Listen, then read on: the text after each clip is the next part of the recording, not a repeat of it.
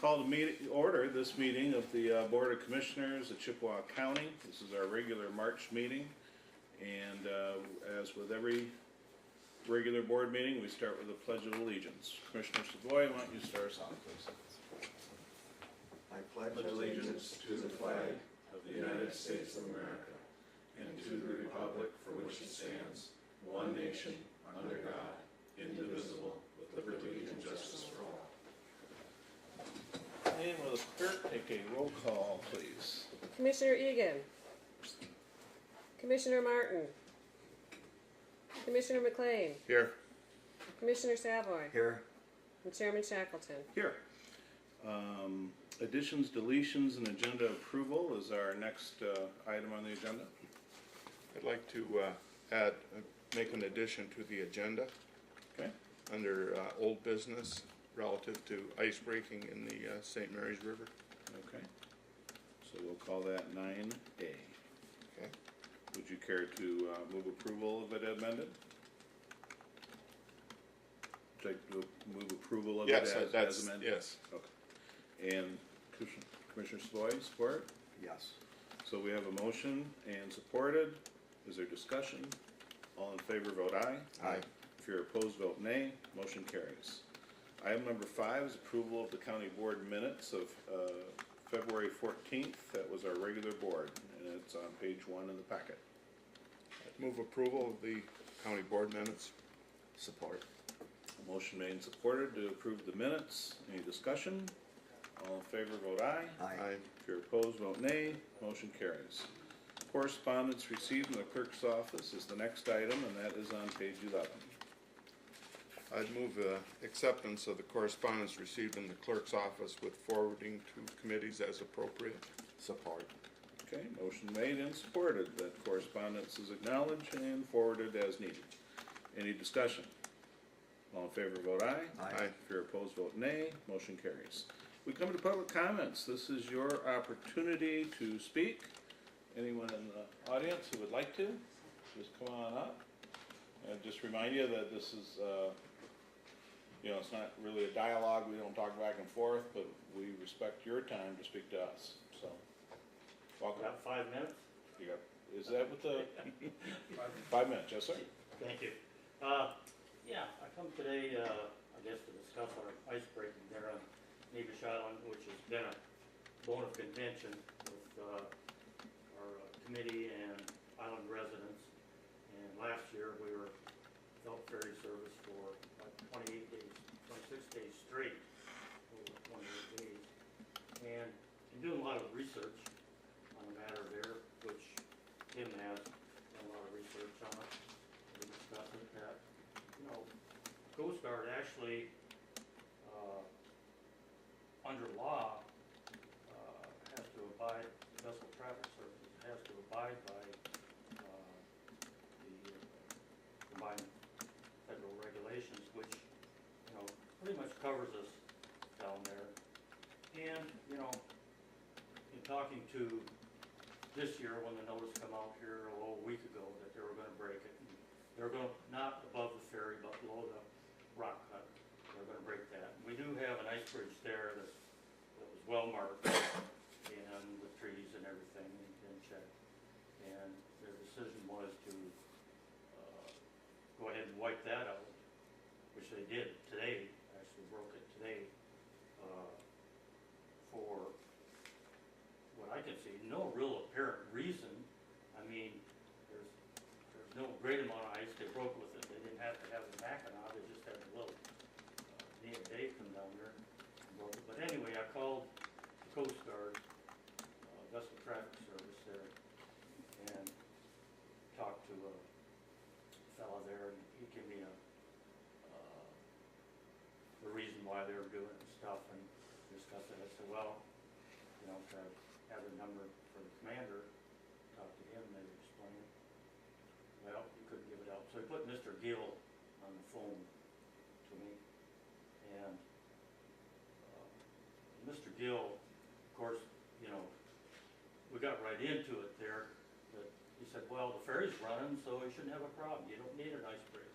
So, well, if people go across at night, and there's people that are pretty sick on the island that might need need to get across for different kinds, and, yeah, a lot of it's probably recreational, but what's the need for breaking it? There's really no need for breaking it. You got 4,000 miles of ice to break, you know, and cutters running around all over the place, and what's the need for coming another quarter of a mile or half a mile and breaking that ice bridge? There's really no need for it.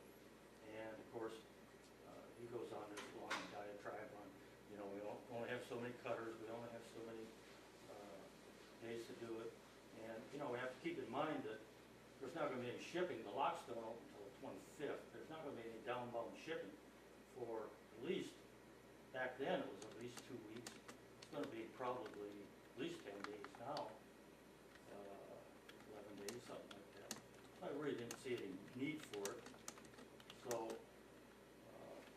at any rate, you know, he claims, you know, if you want the ice bridge, then fine, we'll close the ferry down. I said, well, now you're being vindictive. Why would you close the ferry down? Well, you can't have it both ways. If you got a problem, you go to UPTA and this and that. I mean, it was just, I wasn't happy with it.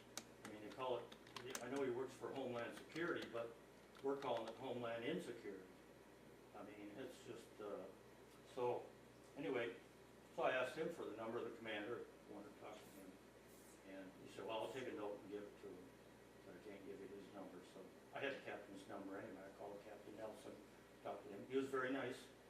He was very cordial, very nice. Explained to me that, you know, basically the same thing due to the weather and ice conditions and the capacity of their cutters that, you know, they had to do this, which I'm sure he was coached pretty much right through vessel traffic system office there that it had to be done, which, I mean, yeah, we cut a little track up through there today, which in the whole scope of things over the next month is going to mean nothing other than probably a little harassment, I'm thinking. But at any rate, you know, we feel that even above the ferry, be broken out again.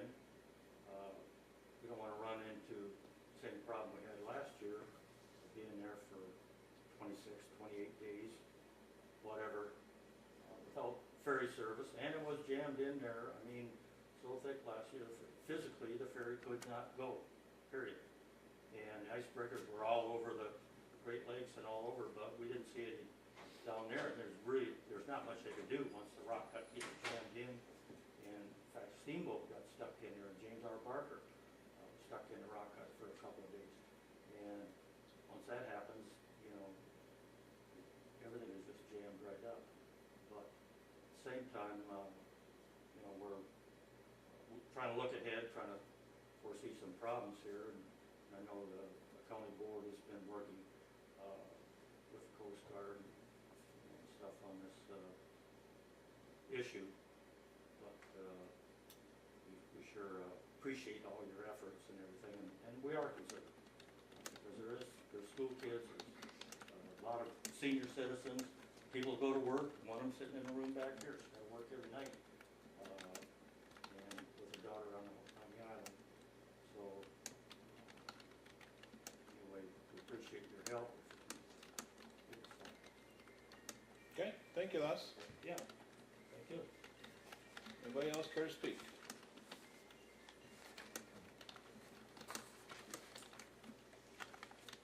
Yes, my name is Robert Malpass, I'm too from Nemish Island, and I'm on our Nemish Island Improvement Association board.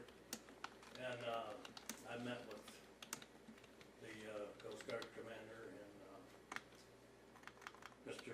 Gill also last year after the fiasco that we had when they broke out the West Nemish Channel north of the ferry. And that time of year, there aren't that many boats, speaking of the Lake Freighters Association, using the St. Mary's River system. I would really petition this board to strongly recommend that they leave that north of the ferry open up to buoy 45 until there's enough open water that ice can flow down the east side of the island. Because it's not going to go anywhere. If you can break it, re-break it and re-break it, it won't go anywhere until that river gets cleared, we know that. Let's let Mother Nature work with us, break it out from the south, all the way up the west, or the east side of the island. When we get good, clear, or fairly clear, ice moving anyway, before we touch that area north of the ferry, because the ferry can operate just fine if that's left alone. And like Les was saying, we have people that depend on that, getting to and from work on a daily basis, myself included. Some people work at night, they're trying to cross that river at night in an airboat during the day is a dangerous enough situation, let alone try to put somebody in an airboat to get them back and forth at night. It's terrible situation, terribly unsafe. So any help we can get to keep that area north of the ferry open or closed down, vessels going up and down on the east side of the island, we really appreciate it. Thank you for your time. Thank you. Anyone else care to speak? Yeah, come on. I wasn't sure. I just wanted to come here tonight to introduce myself. I am Erin Carter. I'm with Michigan State University Extension. I am the new district director, so I am taking Jim Lucas's spot, just so that I could introduce myself to you guys. And then I brought Elliot Nelson, so he could explain a little bit about the programming he does in this county. Okay. Yeah, I'm sorry I haven't had a chance to meet you guys yet. I've been here a couple of years, but I'm Elliot Nelson. I'm with Michigan Sea Grant. I'm over at Lake Superior State University, housed there. Michigan Sea Grant is a program that works to help promote sustainable use of coastal resources and promote coastal economies. So we're actually across the state and we're funded through NOAA, U of M, and LSU. But I'm housed right here, and so we work in a variety of areas. We do fisheries and aquaculture, so there's a fisheries workshop coming up at the end of April. I know it's in Cedarville, which is technically out of your county, but a lot of Chippewa County folks go there and we talk about Chippewa County fisheries and what's happening there. We do work in the areas of coastal resiliency. So I'm working on some birding trails here to help promote economic development, one that's already in place, and another one that I'm working with the CVB and the tribe and a number of people to get off the ground. We also help do some restoration projects. So I'm working with, for example, Bay Mills right now on a grant project. We're looking at contaminants in Lake Superior. And then I also help work with workforce development, K-12. I get to go to Pickford Schools in a couple of days to go do some great stuff with the kindergartners. It's a lot of fun. But we work, that's just a sampling of what Sea Grant does across the areas. Just want you guys to be aware that I'm here, I'm doing this kind of work, and that, you know, if you have any Great Lakes coastal needs, feel free to reach out to me anytime, just right up the road at the university there. So, thanks for your time. How are Thank you. you? Icebreaking. Yeah, we don't do a lot with, that's one area we don't do a ton with, in Oh, terms okay. of prayers and icebreaking and things like Okay, that. well- But we do have some partners. I'm done with you then. We can try to figure it out. Okay, I'm sure we good. could. I'm sure you could. You know how extension is. We'll Yeah. figure it all out. I can look into that, see if there are any resources. I figure we've got to have a resource somewhere. Well, a lot of what we do is we connect people to partners too, if we don't know the answer. U of M has some pretty good naval engineering projects and things down there that we could actually look into and see if there's anything. All right, well, thanks for coming tonight. Yeah. Thanks a lot. Anyone else care to speak under public comment? This is your chance. One more chance. Anyone under public comment? All right, public comment is finished for this evening, and we move to the administrator's report. Mr. German. You'll see the various reports on page 12. If you have any questions or concerns, please ask Kelly or I. And the only other thing I would add is, like last month, we still do not have a finalized contract from T-Pome, and their union seems to be in a little bit disarray, and that's why we can't finish the signing deal. Thank you. All right then, thank you. Old business. We have one item under old business, and that is your agenda item, sir. Okay, it ties in with two of the people who made public comment. And it's dealing with the issue of the St. Mary's River and the ice breaking, particularly now spring breakout. The thing that that we need to recognize is that if the river is left alone, the ferry crossings are ice-free because of the speed of the water that flows through there. Where we run into problems is, as we've experienced the last few years, when they break out in the spring. And it was particularly last year, Nebish Island was 28 days, but Sugar Island also had the problem. Sugar Island this year, I understand, has had very good relationships. The boats have been running on time. They put in a new ice boom, and things are going in the right direction there. The Nebish Island situation gets to be a little bit different. Last year, they broke out the ice to the north of the ferry. It flowed down, blocked up the ferry crossing, and stranded the people there, as was indicated here, 28 days total.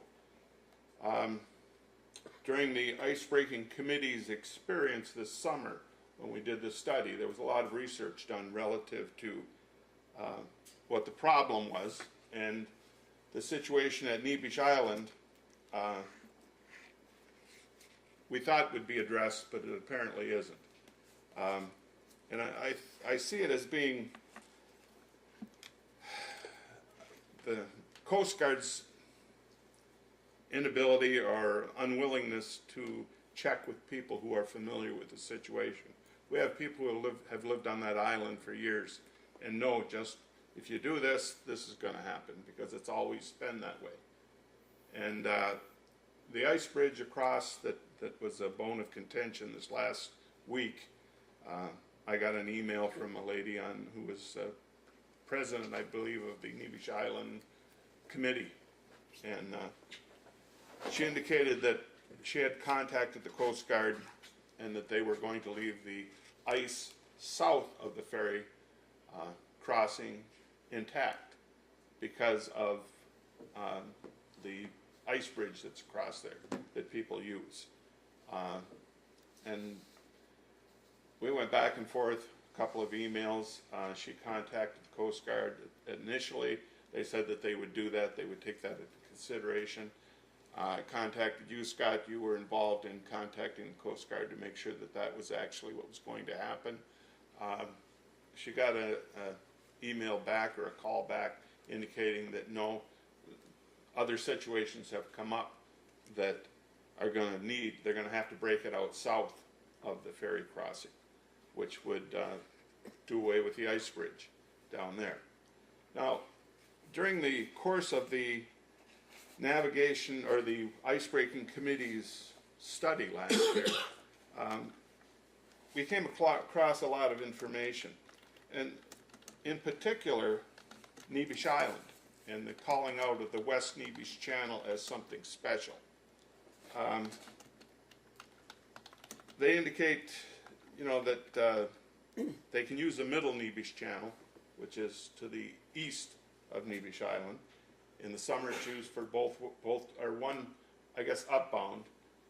But during the winter navigation project, it was both directions, and they can either run it at the same time, both directions, or alternating. The other thing is, when they did the winter navigation, there were 150 boats on the lake. Right now, there are only 50. So the need for a lot of, I guess, the issue of moving 50 boats through that little stretch of river, you're not going to have all 50 boats there at the same time. So it shouldn't be any big deal. They indicate in the research that was done that the reopening of the West Nebish Channel would be when ice conditions permit. They also indicate that if they have to open it under an emergency situation, that the Coast Guard would station a helicopter at Chippewa County International Airport to facilitate the need for people in emergency situations to get back and forth. Last year, I don't think the Coast Guard stationed a helicopter out at Chippewa County International Airport. I would have heard about it because I'm on the EDC, we run the airport, and I would have known about that. They also indicate that if necessary, they'll station a tug for people to move back and forth across the river.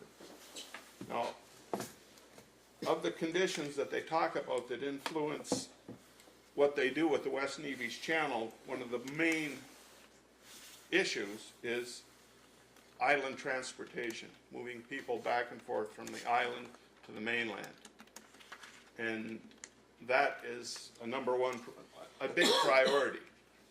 Behind that then comes information relative to the need for shipping and so on and so forth.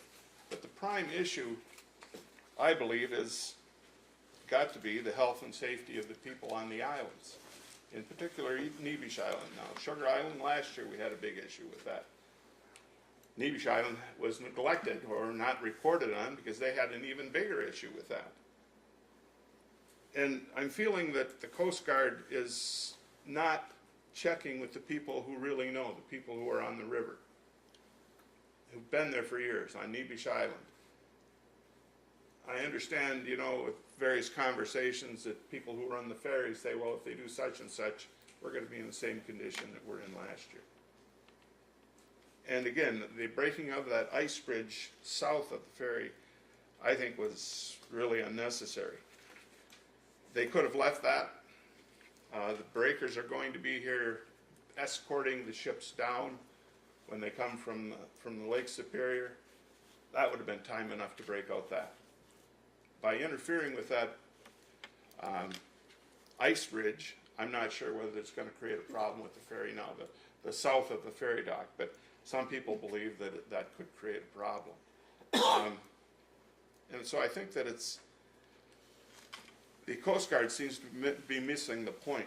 Plus they seem to be missing the fact that under Coast Guard regulations, there's specific language that spells out what is to be done on the West Nevis Channel. The rest of the channels are named just in passing. The channel, Middle Nevis Channel, they call it, is expected to be open all year long, so that vessels can get up and down there.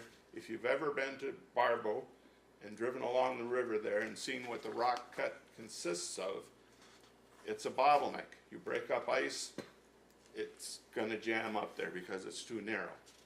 And it just seems that the Coast Guard is ignoring people's experiences with this issue, and they're not taking into consideration the safety of the people on the various islands. And the other thing that bothers me is they're not following the law, which spells out what they're supposed to do. And numbers of things bother me about all of that. I don't know how you would make them aware that they're violating the law. I think they should be able to look through their paperwork like we did during the study committee and notice that the issue of the West Nevis Channel is a big deal. It's a big deal because it's spelled out specifically. There's language that is specific to that as to when it's closed, when it's opened, when in an emergency it can be opened, and when in an emergency you have to open it, what you have to do. And that is put a helicopter at Kinchelo and put a tug to facilitate people crossing in their everyday business. I know there's some people think if you live on an island, you have to expect that. Well, I think most people who live on islands expect a certain amount of that, but not to the extent that we're seeing here. And I'm fearful that if the Coast Guard doesn't give more consideration to what they're doing in that particular area, that there are going to be problems this year again. And the safety of the people on the island is critical. So, to me, you know, I know we don't oversee the Coast Guard, but we are we're representative here at the County Commission, we're representative of the residents of those islands. And we need to, I guess, somehow make the Coast Guard aware that they're not going about this the right way, and that with a little bit of tweaking, they could correct the situation, and everybody would be happy. Well, I don't know if everybody would be happy, but at least they would be content that issues were addressed and that they can get back and forth when they need to and when they want to, from Nevis Island in particular. So that's why I brought this here today. and again, I'm not sure how we would go about making the Coast Guard aware, but I think it's part of our duty as county commissioners here representing all the people of Chippewa County, the residents. They come to us when they have a problem, and I think we have to see what we can do to address that problem. And we're apparently not doing that adequately now, because we're facing a situation where there could be a real problem on Nebish Island, plus the Coast Guard's not following the rules that they're supposed to be following in addressing this issue or in dealing with it.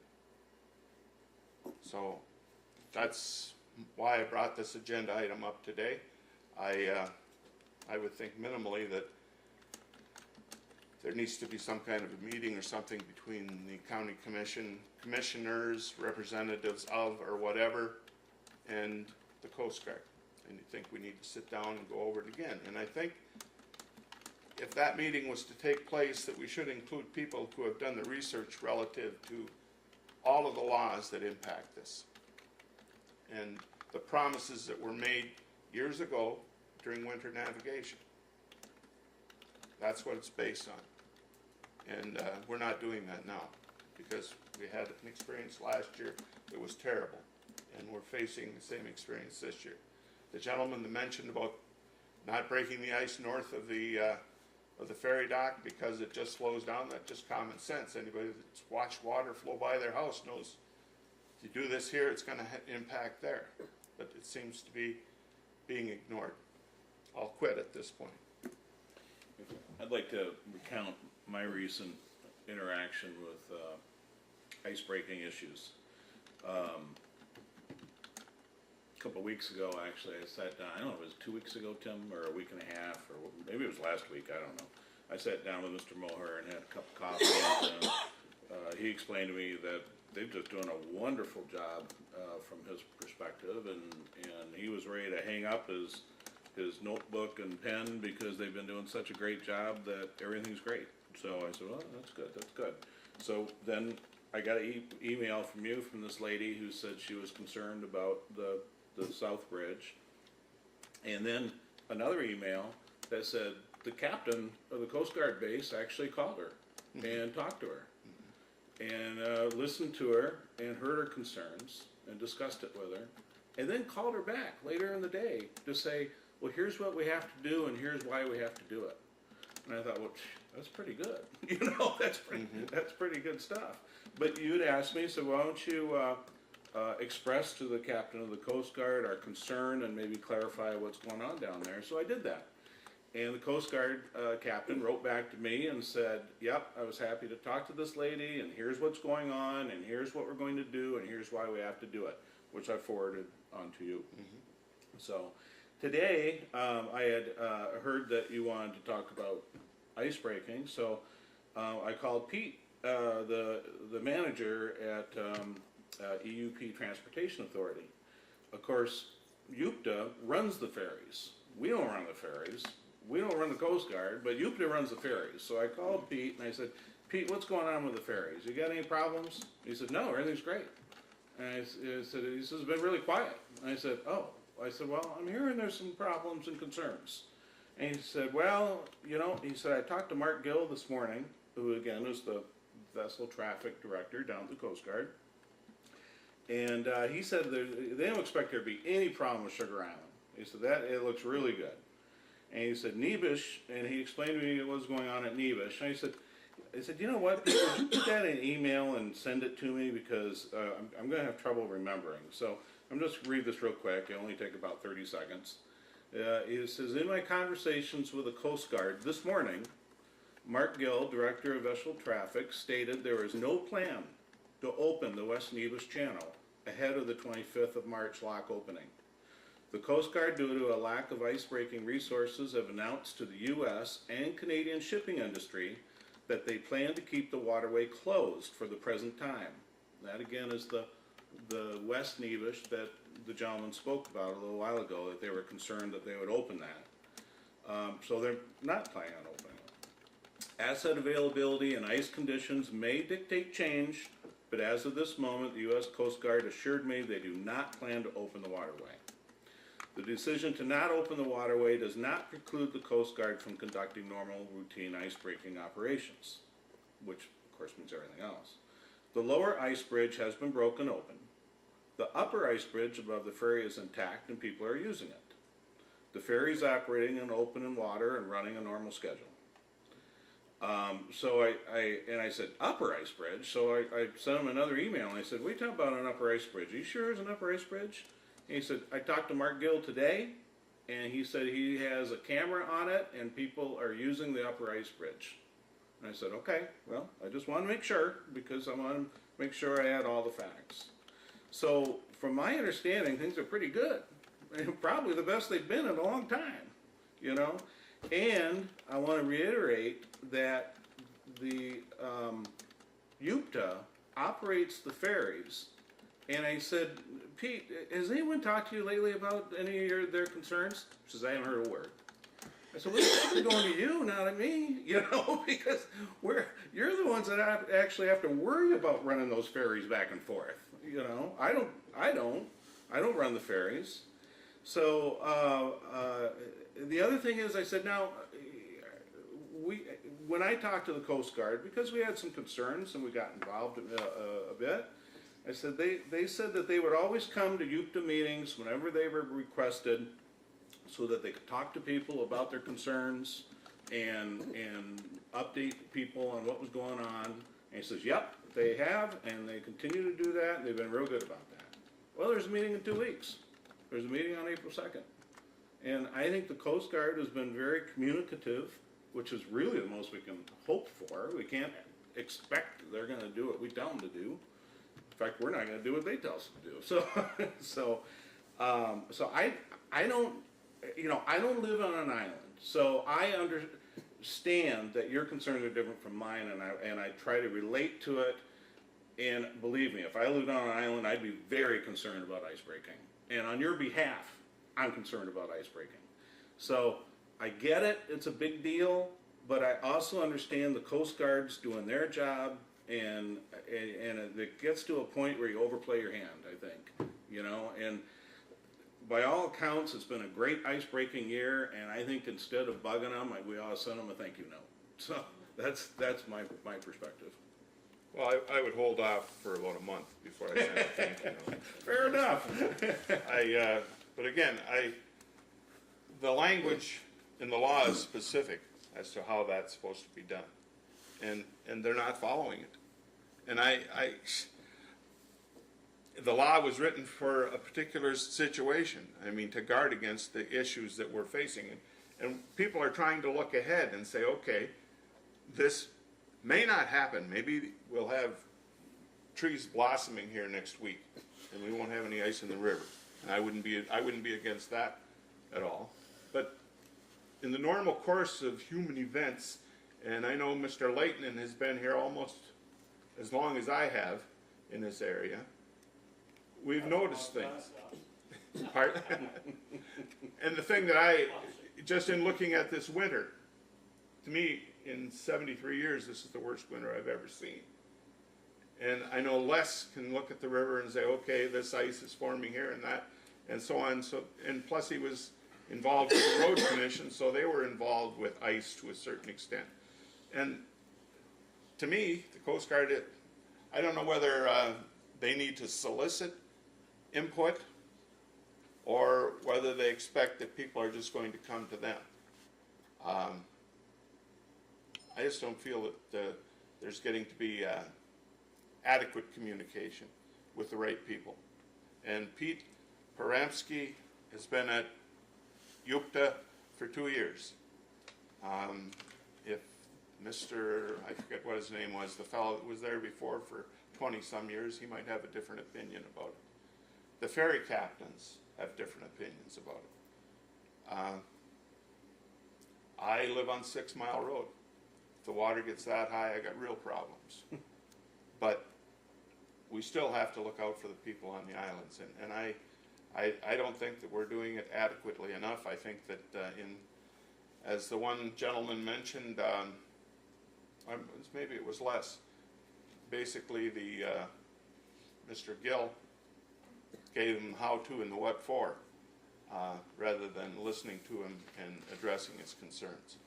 So, and I have a difficult time also understanding how we have a commander of the Coast Guard, we've got lieutenants of the Coast Guard, we got guys running boats, then all of a sudden this person appears who's a civilian who tells them all what to do. I thought that was maybe the president who had that authority, but this guy apparently, Mr. Gill, has the ability to tell everybody what to do and when it's going to happen, and so on. And apparently he's not willing to listen when people try to give input in particular, and apparently he even tells the captain what's going to happen. So, to me, it's the tail wagging the dog, and it's not appropriate at all, and it's not addressing the needs of our people. Anyone else? I guess if you're this worried about them breaking the law, then I've got basically 3 words: Stabenow, Bergman, and Peters, because they are the boss of them, or they can. If that's truly an issue, but it sounds to me like things are going well. But let's face it, fast ice and March in the UP can change everything in a heartbeat. And all of the goodwill and all of the good work that the Coast Guard has done can be undone by one bad storm pushing the ice the wrong way. It is truly a fluid situation. But I'd say at this point, I'm not saying I don't want to ruffle feathers, but at this point, things are going very well this winter. And I think Commissioner Shackleton has gone a long way towards smoothing some of those feathers that have been ruffled of late from the Islanders who faced last year a horrible year, an unacceptable year. And a lot of people have done a lot of things to make this year go very well. And like you said, I've only been here 25 years, but this is bar none the worst winter I've ever seen. And looking at some of the NOAA stuff, they've got 5-6 feet of ice out in the bay. And I can see why they're short of stuff. And it's going to be tough for them to open everything up. But we're working towards, I believe, a much better relationship with the Coast Guard. Our position has got to be information only, because we are not the boss of them, and never will be, and they don't have to listen to us. They don't have to contact civilians. But they are also, I think, making an effort to do better. And I think if we're all on the same page that we want better service and can do so in a respectful manner, that there's going to be a better relationship between UPTA, the Coast Guard, and yeah, we should probably be the last resort, because UPTA runs the ferries, and they're going to be the ones that I would go to first, because they're in the trenches. We're not. None of us live on the island. Except Connor, he's not here. So, Right. but the reality is, I really think things are headed in the right direction. But if you truly believe there's an issue with the law, that they're breaking the law, obviously we can't allow government to break its own law or its own rules. But I think that needs to go in a different direction. But I'm not in favor of such things right now, because I think things are headed in the right direction. I think they are communicating better. I think they are listening to the people better. And I see some of these things as simply put technicalities and legalities. And I'm not a lawyer, so, you know, I can't read through all that and say, oh, they're not doing this and not doing this. That's just, all I know is, man, we've had a good winter. I mean, as far as ferries go. And I don't want to do anything to derail the improvement of the relationship that we've gone a long way towards establishing. So that's where I'm at. I'm sorry, we don't run our meetings like a town hall. Once public comment's over, then the audience participation part is over. Commissioner Savoy, you got anything before we wrap this Yes, up? I'd like to. I agree with Commissioner Martin. Up till tonight, I think there's been a misconception out there that the county board can regulate the Coast Guard ice-breaking operations. We have no authority to do that. And I understand last year was an exceptional year, and there were a lot of serious problems. Because of that, the chairman appointed a special committee, that committee to me, did an excellent job. We had some very dedicated, smart people working on that. They came to us in January, I believe, and said they accomplished everything that they wanted to accomplish, and asked that that committee be dissolved.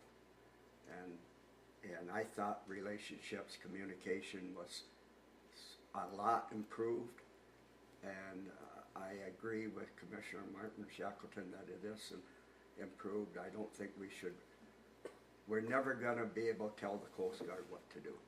It's not our place, and you're right, they don't tell us what to do either, so I'd rather not ruffle any more feathers, and it's been a rough winter. We just gotta get through it. One more time. Okay, I guess I have a problem with the idea that we don't have any control over the Coast Guard. And that we shouldn't have any control over the Coast Guard, or we shouldn't expect to have any control over the Coast Guard. We as a county commission represent all of our residents, and a large number of our residents aren't getting what they should get, okay? Now, if you expect that the residents are going to complain to the ferry boat captain or Pete Paramsky and something's going to be done about it, and the issue was the Coast Guard, what they did, you know, we have a role to play in this. Our hands aren't tied, and we don't have a gag on. And as a governmental unit, we're supposed to speak for the people.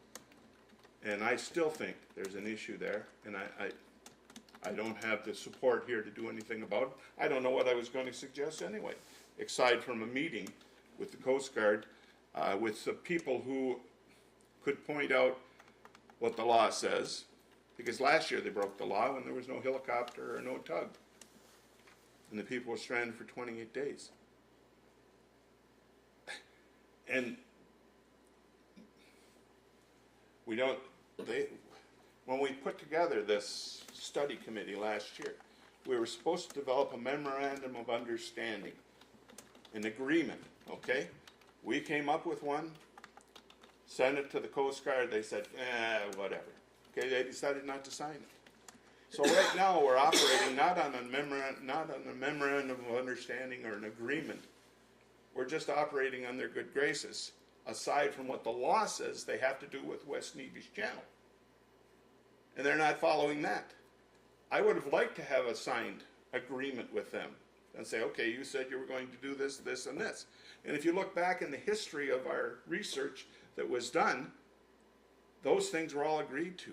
How to keep the river clean, and everything was set up to move the big ships through here all winter. And to say that we don't have any part in this, I don't agree with that. I mean, we contact our representatives in Washington if need be, or whatever. But to say that we don't have any voice in this is, I don't agree with that at all. I didn't say we don't have a voice. I'm just saying we should be the voice of last resort, because UPTA runs the ferries, and UPTA, that would be where you go. And UPTA will, in 2 weeks, have someone from the Coast Guard there, if we want it, and that would be where you would go with a meeting with the Coast Guard, with Pete there, and voice your concerns there. And if you don't get satisfaction there, then I would say come to us, and we can do a resolution maybe to Senator Peters and Stabenow and Congressman Bergman, because, you know, if they're breaking their law, they're not breaking a state of Michigan law or a Chippewa County ordinance, they're breaking a federal law. Therefore, the federal government will have to get involved. But I don't see us there. I just don't. I think they have bent over backwards to do a much better job this year and avoid the problems of last year. I know it's not perfect, but it's improvement, and improvement, we have to go with improvement. We just have to go with improvement. I find it amazing that the Coast Guard called the civilian twice. Well, and here's the other thing. We haven't done nothing. We've done a lot. We appointed a special committee. We put resources in it. We've been meeting with them. When you relayed to me the concerns of a lady, and I sent it and was in communication with the captain, local commander, immediately, and I got a response from him quickly. So I would push back hard that we're not representing our people, because we are. We are working hard for them. But there comes a point where you have to say, just because they don't do what you want them to do doesn't mean that they're not listening. There is a point where they may say, we understand your concern, but this is how we have to do it, and this is what we're going to do. And at that point, if you can at least get communication and explanation from them, then I think you have to say, all right, you know, because it is their responsibility to take care of the river, not ours, you know. So, yeah, I totally understand and agree that there's a lot of old timers out there who've observed the river and have some valuable information that could be helpful. But at the end of the day, you know, I didn't tell Les when to run plows up and down I-75, and, you know, that was their call at the road commission, and we don't call them and say, no, you're doing it wrong, damn it, do it my way. So. Just one quick one, and I appreciate your efforts this weekend, okay? In the back and forth that we had. And I truly believed when I came back to town on Sunday night that the case was closed, okay? But it wasn't.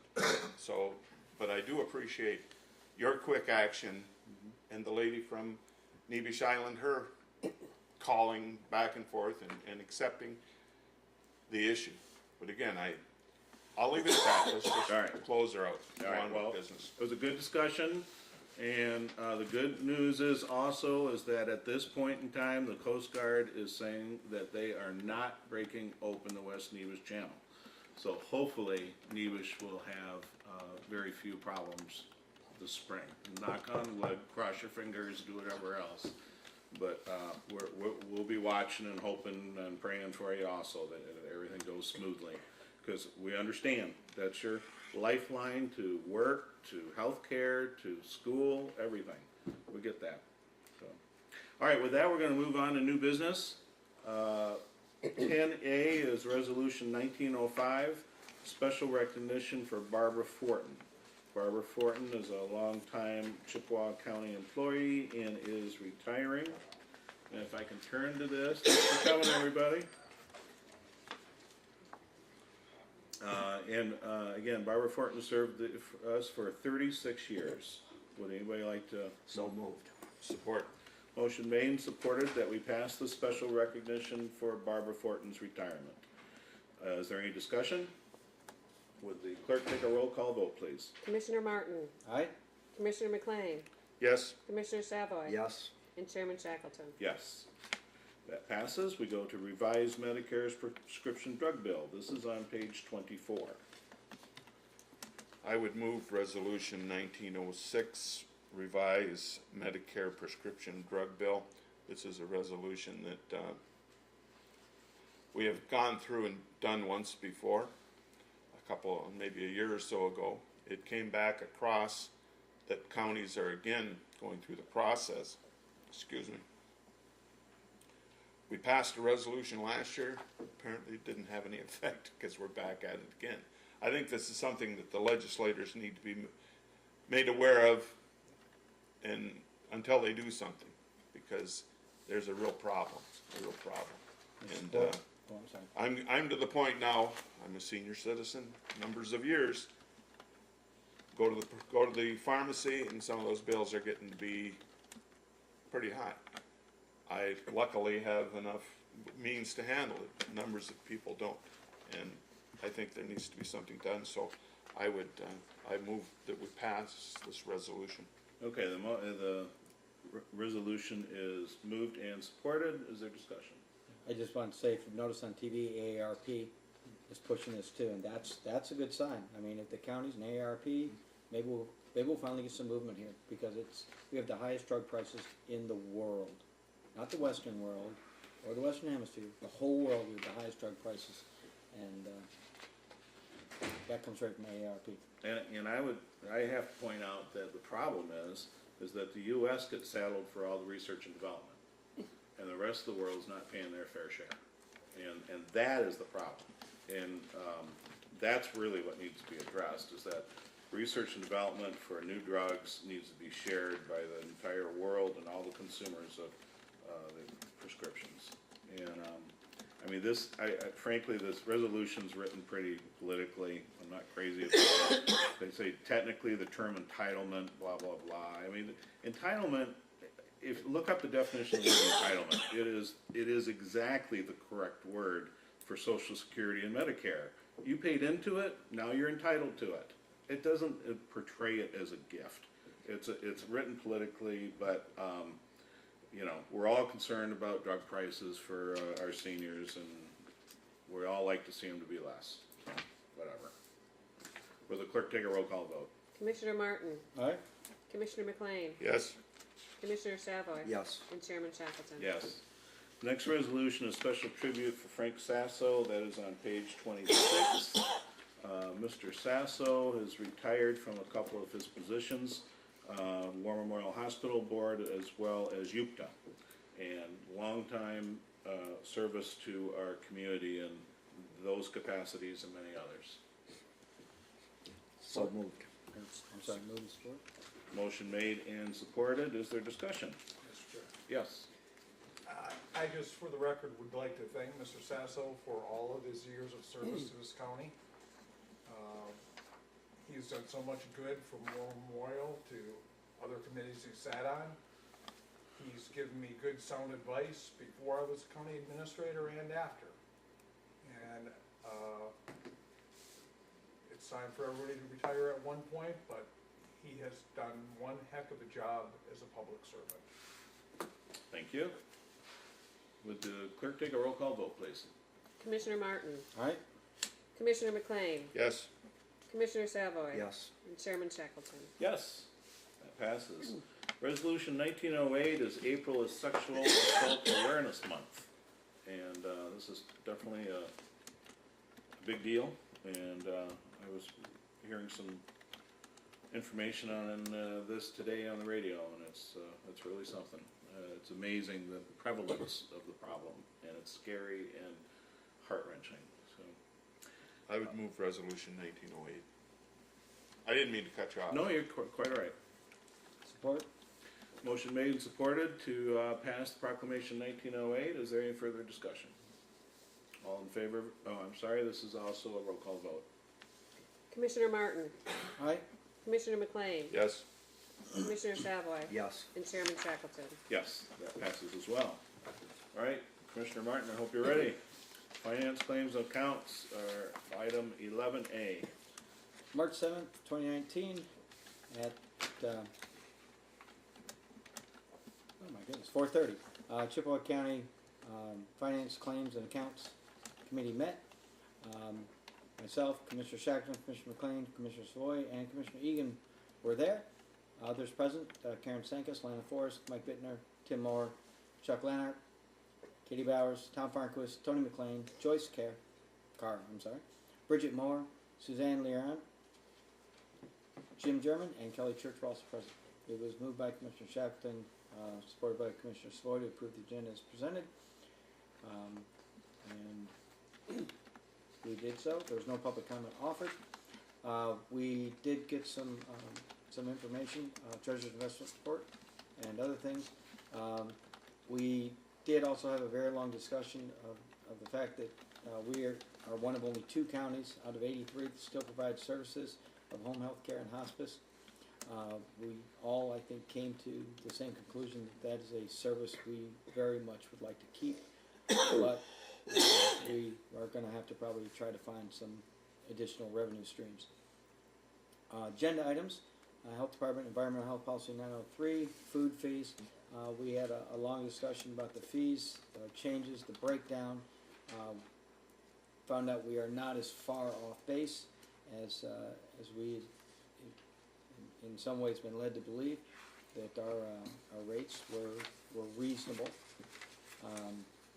Others certainly could disagree with that, but after quite a bit of discussion, moved by Commissioner Savoy, supported by Commissioner Egan, to approve the amended Environmental Health Policy 903, Text 2, which was prepared on March 1st, 2019 as presented. On a voice vote, that motion was carried, and I would so move. Support. Motion made and supported that we pass environmental health policy 903. Is there discussion? All in favor, vote aye. Aye. If you're opposed, vote nay. Motion carries. Next, we had information systems, an ROD scanner, outlay of $7,288.61. It was the low quote from Gov Connections Incorporated. And it was being paid out of Special Fund 256, Registered Deeds Automated Fund. Moved by Commissioner Egan, supported by Commissioner Savoy, to authorize the purchase and budget amendment for the purchase of a production scanner from Gov Connected Incorporated at a cost of $7,288.61, including a trade-in as quoted on voice vote. That motion carried. Now so moved. Support. Motion made and supported that we buy the scanner. Any discussion? We wish Mrs. Kennedy luck. We do. All in favor, vote aye. Aye. Opposed, vote nay. Motion carries. Next, 6 AEDs from Eventric Technologies. The administrator had previously approved the transaction to receive that pricing. That price, of course, was $6,594, included $600 credit for 6 used AEDs. After short discussions, moved by Commissioner Savoy, supported by Commissioner Egan, to authorize and approve the purchase of 6 new AEDs from Eventric Technologies and to waive the county's purchasing policy for the price of $6,594, including the trading as quoted. On a voice vote, that motion carried. Now it's so moved. Support. Motion made, supported. Any discussion on the issue? The motion is to buy 6 more defibrillators. All in favor, vote aye. Aye. Opposed, vote nay. Motion carries. Next, without state travel for Sheriff Bittenar, for Rural Sheriff Opioid Crisis Conference. He was nominated and chosen to represent the county, and I believe that was for they're paying all the expenses. Kudos to the sheriff for getting that. Moved by Commissioner Shackman, supported by Commissioner Savoy, to authorize the out-of-state travel for Sheriff Mike Bittner to attend the Rural Sheriff Opioid Conference in Columbus, Ohio. On a voice vote, that motion carried. Now it's so moved. Support. Motion made and supported. Any discussion? I just say I heard on the TV today regarding the opioid crisis that the former mayor of Bloomberg in New York has put a big chunk of money towards addressing the issue, and Michigan stands to get $10 million to go towards combating the opioid crisis. So there's a piece of good news. All in favor, vote aye. Aye. Opposed, vote nay. Motion carries. Next, Dodge Charger with trade-in. This is something that's already been budgeted for. We got a really good deal on the trade-in and all. Moved by Commissioner McLean, supported by Commissioner Savoy, to approve the purchase of 1 Dodge Charger patrol unit that costs $24,000, which included a trade-in value of $1,543 from O'Connor's Chrysler Dodge Jeep Ram of Pickford. On a voice vote, that motion carried. Now it's so moved. Support. Motion made and supported to purchase the new police vehicle and trade in a non-running vehicle. And is there any discussion? All in favor, vote aye. Aye. If you're opposed, vote nay. Motion carries. Next, we with the mid-size SUVs, we did have 2 bidders. O'Connor had the low price, and we decided to go with it. But there was a slight change in that we went with, if I remember correctly, one was a 2018, one was a 2019, because we could have immediate delivery, and we had that need, and we actually ended up getting a better deal. So we eagerly accepted that little change. Moved by Commissioner Egan, supported by Commissioner Savoy, to approve the purchase of 2 2019. Whoa. Is that Kelly? Is that? If you go along with the next one, then Oh. it's prorated. I'm sorry, I didn't read ahead. My bad. So, I don't want to break the rules here. How do we do this, Chairman Shackleton? I'm not sure what the problem is. You got Well, the motion to, the bid on 2 2019s is what is here, but on the next page, we did the 2018 and the 2019. oh, all right. So I'm just, like I said, I want to make sure we get this right. Let me look at I didn't see the next one coming. Yeah, I didn't either. That's why I'm like, I thought we bought one year and the other. Why don't you just skip ahead to the next motion, because that'll cover both, right? Right? Yeah, we didn't have it even. Or should we just vote this one down? we could vote this one down. That Did we would have a kill it. motion? And a second? Oh, no, we haven't had a motion or a second. No, you were have we? just reading it. Just So I was just go on reading to it the for next fun. paragraph. So just So- skip that, so yeah, never go on mind. to the next one. Next page. Well, we'd originally looked at two 2019s. It worked out to be a much better deal to get a 2018 Dodge Journey with added options of approximately $7,000 instead of waiting 6 to 10 weeks for delivery of the 2019 Journey. So we went with one 2018 and one 2019. Moved by Commissioner Savoy, supported by Commissioner Egan to amend the previous motion and to purchase one 2018 Dodge Journey with additional options, approximately $7,000 off the sales lot, instead of one of the 2019 Dodge Journeys at the same price quoted, and to waive the county policy for its purchase. On a voice vote, that motion carried. Now it's so moved. That worked. Does that work? Support. Motion made and supported. Any discussion? All in favor, vote aye. Aye. Opposed, vote nay. Motion carries. Next, cost allocation plan fiscal year 2018, 19, and 20. We reviewed the bid summaries and went with Maximus Consulting Service as opposed to MGT of America because they had a cheaper price. Moved by Commissioner McLean, supported by Commissioner Savoy to approve and authorize the low bid for Maximus Consulting Service Incorporated, $15,000. That's $5,000 annually, to provide the county's cost allocation plan for fiscal year 2018, 2019, and 2020. And I vote that motion carried. Now it's so moved. Support. Motion made and supported. Any discussion? This is for the cost allocation services. All in favor, vote aye. Aye. Opposed, vote nay. Motion carries. Next, we had to pay the bills. It was moved by Commissioner Shackleton, supported by Commissioner Savoy to recommend the approval of February bills and payroll as follows. General claims totaling $217,361.07. Other fund claims of $373,343.93. Payroll of $489,621.58. Health Department claims $232,032.82. And Health Department payroll of $223,048.67. For total claims of $1,535,408.07. And vouchers H1 through H317. On a voice vote, that motion carried. Now it's so moved. Support. Motion made and supported that we pay all the vouchers and claims. Any discussion? All in favor, vote aye. Aye. Opposed, vote nay.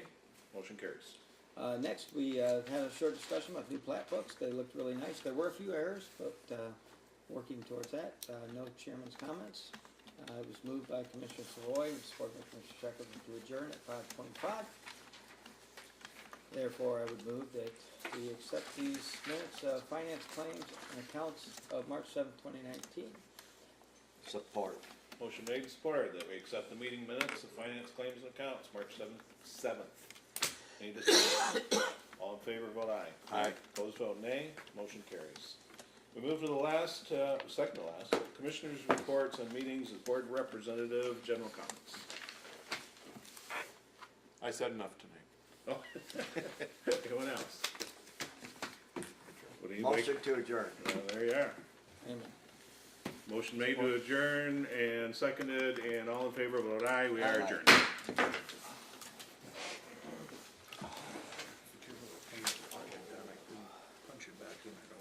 Watch this.